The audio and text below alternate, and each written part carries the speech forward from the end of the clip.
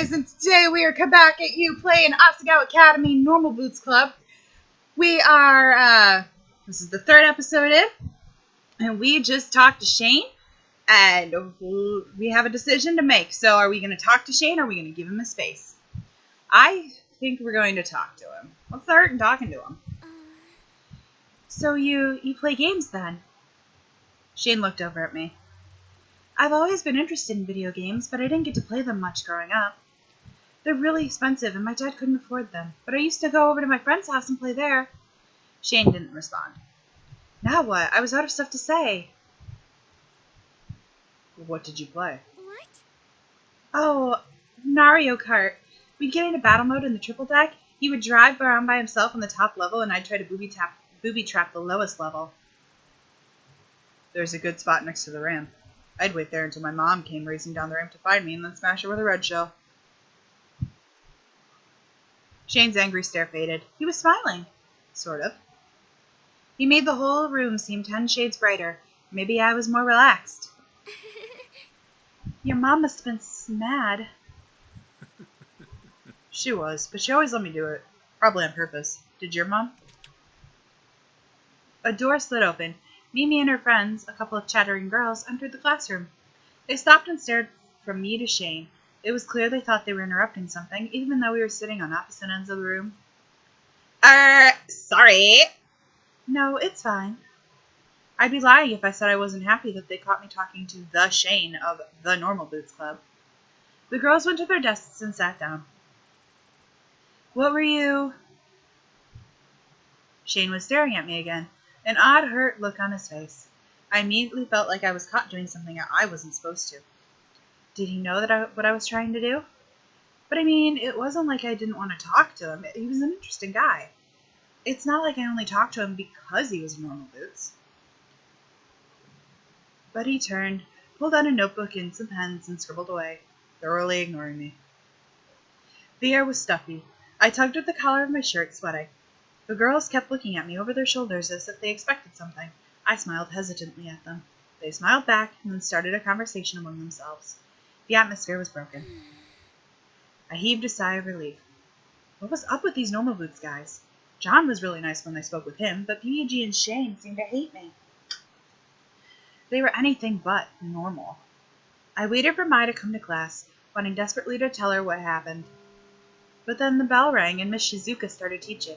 Mai still hadn't come. Class came and went, the bell rang, and I was alone. PBG stared at me for the entirety of the class period, his face growing more and more menacing by the minute. How his face wasn't stuck in a permafrown, I would never know. Shane and John didn't bother talking to me as they left the classroom, and the other students paired up around me. Hey, Mimi, would you like to engage in a casual discourse this evening? Yeah, of course! But why are you talking like that? I stuffed my books into my bag and headed to the dorm. With a sigh, I unlocked the door to my room. As soon as the door opened, I heard... What? Mai and I lay on a heap on the floor. I'm so glad you're back! She wrapped her arms around my head and nuzzled me. What are you doing? Come, look! She got off me and helped me to my feet. Without Mai's face filling my vision, I saw that something had changed. Oh my goodness! The dorm room looked nothing like what it had before. The posters and fairy lights were still up, but now the window had light pink curtains on it that cast a warm haze around the room. Brand new white carpet was on the floor, pillows were pie-high in a mountain on the top bunk of the bunk bed. Even our chairs had been replaced with new cushy leather ones. What happened here? Sorry I didn't tell you, but I wanted to surprise you. I thought this would come in yesterday, but it was delayed by a day. I wanted to set it up and be a big surprise. I'm still not done yet, though. She gestured to some small potted plants arranged neatly in rows on her desk. Want to help? Yeah. Do I ever? We finished setting up the room, switching a few objects here and there in order to better facilitate the feng shui, which May had told me was excruciatingly important. She especially wanted to make sure that our room was filled with reds and pinks and coupled items. For what purpose, I wasn't sure. We collapsed with heavy sighs on the floor, then heaved great big yawns. It's not even the end of the day yet, and I'm so tired. Me too. Wait! She shot up suddenly with a jolt. We should get some ice cream. Really? Ice cream? Really? Yeah. Something to celebrate being roommates. The ice cream here on campus is genuinely good, I promise. I don't know. And I'm paying. Well, if that's the case, you made an offer I can't refuse. Sweet, let's go. The school shop was in a side building off the cafeteria, packed with instant noodles, giant bottles of soda. Students wandered the aisles aimlessly, clearly here to spend more time than money. Mai paid the cashier and we grabbed our ice cream cones, mine the one covered in sprinkles. Whoa, this is delicious. Yeah. Isn't it? We're lucky to have such good food on campus. This place would be awful if we didn't. I nodded and was about to respond when I noticed a commotion outside. Oh, let's see what's going on. Mai grabbed my arm and dragged me outside. There, 3 boys were wearing normal boots jackets and were shouting at each other, each of their faces turning purple. This again? What? What are you talking about? Mamma mia! I am clearly the only one who possesses the proper masculine form. Yeah, right, I'm taller than you and more attractive to boot. Come on, guys. Can you not see these muscles? Nick pulled back the sleeve of his jacket and flexed his arm. These guys always go on about weird stuff like this. They're very energetic. Oh, yeah? Josh got in the downward-facing dog yoga position and grinned. Look at this butt. Just look at this. What I don't understand is why they don't just ask Jared. Oh, yeah? Paul kneeled down to the ground, then took off in a sprint, heading straight for us. Yeah! Check this out! He sprang into the air in a graceful ballerina leap, spinning through the sky, and finally came straight for me. When I opened my eyes, I was sprawled flat on the ground, covered in dirt. Something cold and wet oozed into the top of my blouse. Hana, are you okay? I sat up. Chunks of ice cream fell from my blouse to my skirt. What happened? You ran into someone, you idiot. My uniform. It's ruined. For a few seconds, silence. Then snickers rippled around me like the whining of cicadas. My throat closed up, water stinging my eyes. No. Not this again. I stood up, prepared to walk away with dignity, when the entirety of the normal Boots Club suddenly appeared in front of my face. What's up? What happened here? Seriously. Tears slid down my face. No, not here. I didn't want to cry in front of them. Hey. Hana, are you okay? I'm going home. Hana. Wait, Hana! No, it's fine. I just want to be alone. It took all of my will not to run back to the dorm. I immediately changed into my pajamas and climbed into bed, reaching for my stuffed rabbit. What am I going to do if this ends up just like last time? Mr. Bunning stared at me with his big, lifeless eyes. I squished him to my chest, losing myself in his soft fur. The door opened with a soft click. Are you okay? I rolled over in bed to face the wall, pretending to be asleep. Mai stood in the center of the room for a while, looking at me. Finally, she sat down at her desk and began to work on something. The sound of her pencil scratching against the paper stilled my mind. I don't know how many hours passed, but eventually I fell asleep.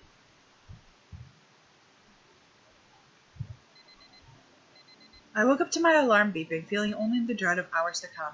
After the nightmare that was the ice cream incident yesterday, I never wanted to take another step out of my room. I curled up inside my blankets, as my alarm went off. It was only the second day of school, and I felt the same as I did every morning at home. Mai, of course, was already up, and I could hear her straightening her hair straightener clap shut every few seconds from across the room. I felt bad about letting the alarm go off for so long, so I slid my hand out of the covers to switch it off.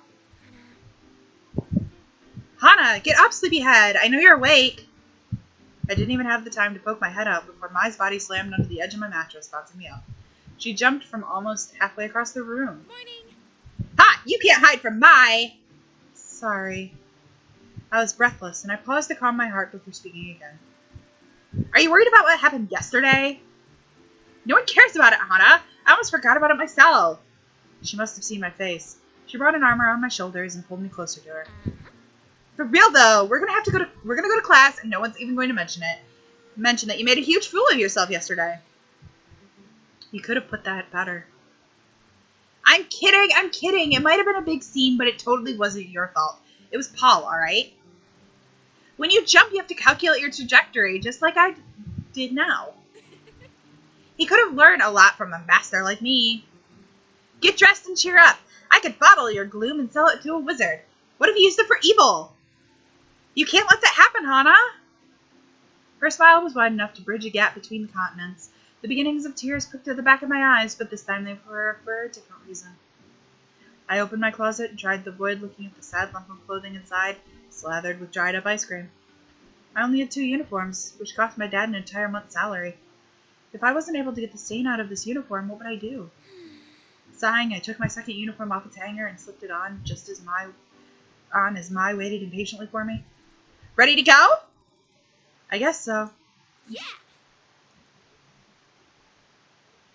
Just as Mai said, no one paid any special attention to me. Well, there were a few odd looks here and there, but nothing nearly as bad as what I was expecting. As the lecture went on, my anxiety for the most part faded. I took to staring at the window to avoid eye contact. A few boys were out in the field playing soccer. Wait, was that PG? I scooted closer, trying to get a better look. Hana? At the sound of my name, I leaped to attention. If there's something more interesting outside than samurai death battles, please feel free to enlighten us. You came here to learn, not to contemplate the scenery. Yes, Miss Shizuka, I'm sorry. She turned back to the chalkboard and continued her lecture as if nothing had happened. A few desks in front of me, a guy sitting next to Brutal Moose turned around and gave me a flashy thumbs up. I made a face at him, unsure of exactly what he expected me to do. Then Ian turned around and socked him on the head. The other guy mumbled something to him, probably apologizing. Ian's eyes slid to me for a brief instant. Then he looked away. Were they looking at me because of what happened yesterday, or was there some other reason? I shook my head. There wasn't time for this. I had work to do if I wanted to keep my scholarship. After pages and pages of notes on Japanese history, it was nearly time for lunch. Okay, everyone is almost free to go. The work tonight isn't that hard, so don't grumble. You should work together to complete it if you have a hard time. Also, as you may be aware, the Flower Festival is coming up in a week and a half. This news was met with a few cheers as everyone seemed to pack up. Since you have the day off for the festival, our first exam will be the day before. There were no cheers this time. Romance is wonderful. Believe me, I know. But try not to let the festival distract you, okay? That is all. See you tomorrow. Miss Shizuka flashed a peace sign and blinked as she walked out the door.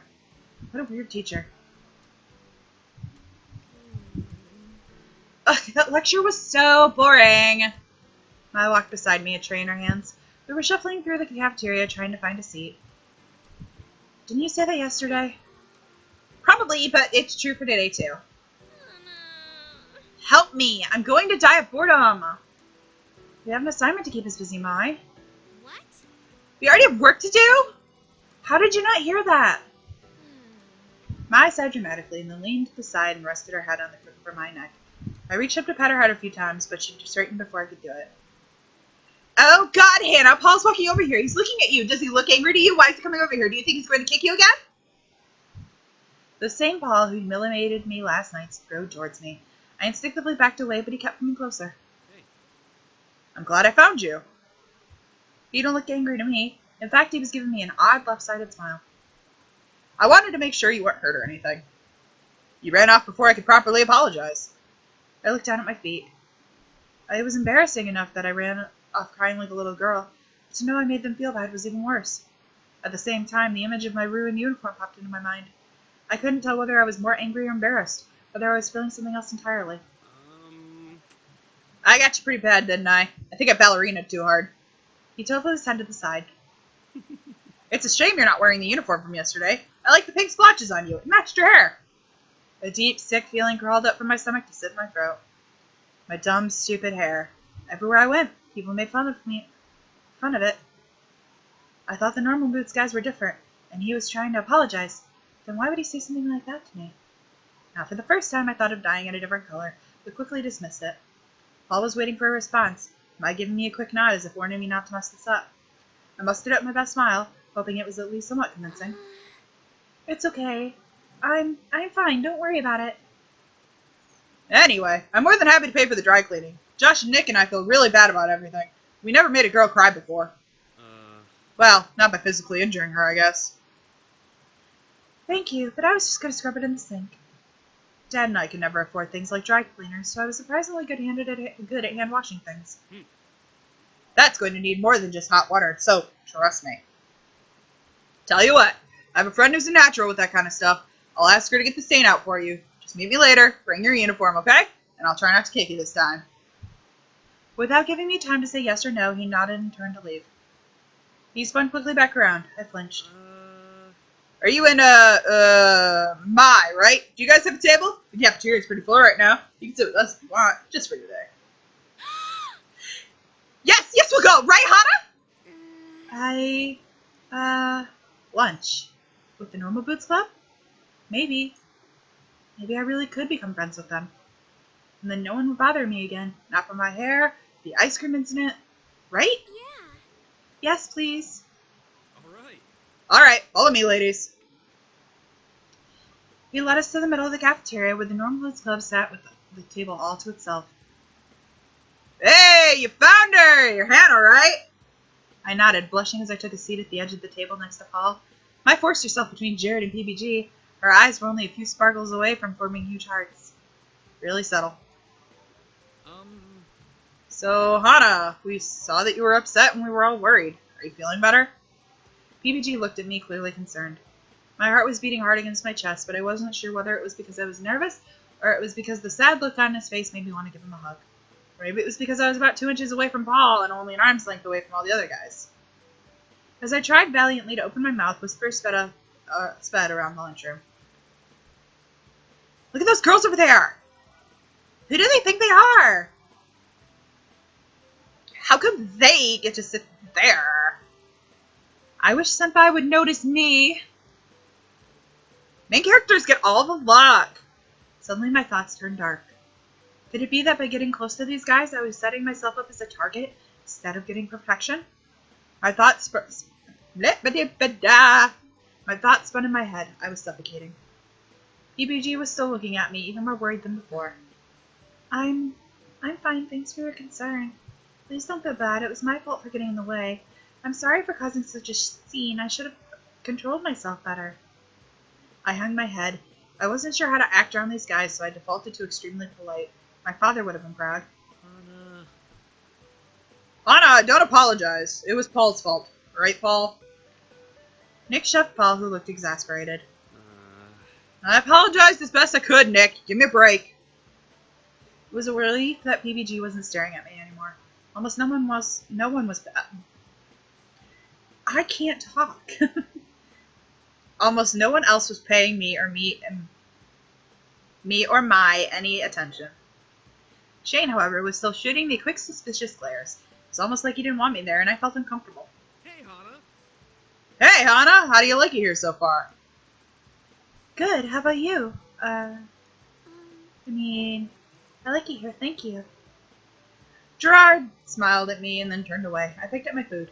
The guys were all wrapped up in their own conversations, and Mai was busy preventing hyperventilation from being so close to Jared. I can feel his body heat.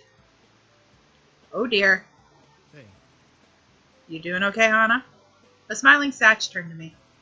I know it can be overwhelming. You're fine, right? Yeah. Yeah, I am. Thank you. Thanks for recommending me that book, by the way. It's been really good. Do you like it? That's great. I figured you would. It's really funny, but the narrator's annoying. Yeah, he can be a bit rude. He pushed up his glasses and grinned at me. Okay. All right. You were pretty quiet, but I knew there was more to you. I winced. Sorry, I can be a bit of a wallflower. No need to apologize. I'm sure we've all been wallflowers before. But that reminds me, the flower festival. He turned to the group, addressing them all, and as if on cue, they all suddenly turned to pay attention to him. Who are y'all taking this year? Right, the flower festival. Miss Shizuka mentioned it before. What is the flower festival? No one's explained it to me yet. Well, it's basically just a festival. But you didn't have those at your old school? We did have festivals at my old school, but they were basically just 40 kids grouped in one room sharing snacks that they brought from home. We had something like them, but I stopped going. Really? Oh, why not? They're so much fun. I didn't really want to answer. There was no way I could say, well, my friends turned on me, so when I went, people pretended I didn't exist. But mine was waiting for an answer, so everyone was looking at me. I'm just not into that stuff, I guess. Oh, well, maybe you'll like this one more. The flower festival happens all over Japan at this time of year, but it's a big deal in Haganaba. That's a town right next to Asagao. There's apparently some kind of myth about the flowers that's somewhat important. Supposedly, the founder of Haganaba was an old man who got lost in the mountains and almost died of thirst. His flower spirit came to protect him and offered him help in return for his vow to protect her home. He agreed, and she drained herself of all her water so he could drink. The man founded Haganaba to watch over the meadow in which he met the flower. In some versions of the myth, the man and the flower spirit fell in love. It's truly a romantic festival. One may hope to find someone in which to make a vow of eternal love, just like the man and spirit did, and lived on to protect the one they love. Jared winked and I swooned. So during the day of the flower festival, there's stalls set up, and you can go play games and eat food and go flower viewing. And at night, there's a special meadow over by the temple where you can go watch the flowers. There's a bonfire and dancing. It's a lot of fun. We look forward to it every year. Asagao sells paper flowers in a little booth to raise money for the school, too. So there's usually some big volunteer drive beforehand for people who are good at origami. Origami? I'm good at origami. Really? Really? Shane is too. Maybe you should work together.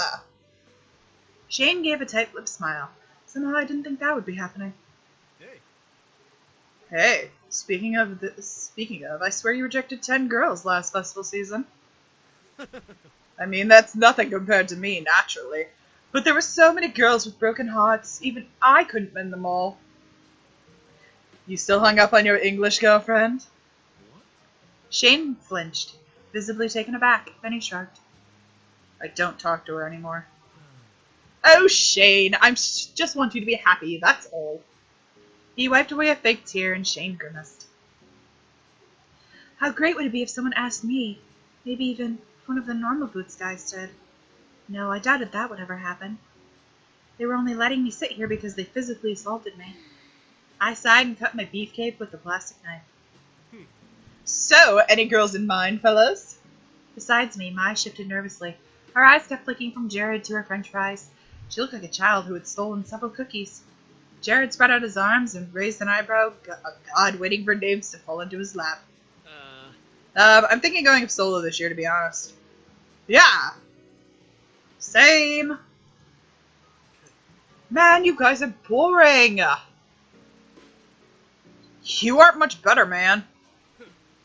I am on another level compared to you guys. I've already got my choice picked out. There was a quiet clattering next to me. Mai had dropped her fork. Yeah, I'm sure you have, and it'll probably be a new choice tomorrow. Jared flipped his hair with his hand. You know me so well. There's only so much time to make so many different girls' dreams come true. I must find the one who is most in need. So it's not even about which one you like, huh? Nope. And you make fun of me. Just then the warning bell rang. It was time to head back to class. As everyone got up to toss their trays, I stood up and, overwhelmed at the sudden burst of feeling, shouted, Thank you for letting me and Miley eat lunch with you today! I really appreciate it! Yeah, thanks! Hana was having a terrible day and you guys totally cheered her up. See you guys again tomorrow, same time? Mai tilted her head, eyes twinkling. Mai, Paul said we can only sit with them today. Nah, man, it's cool.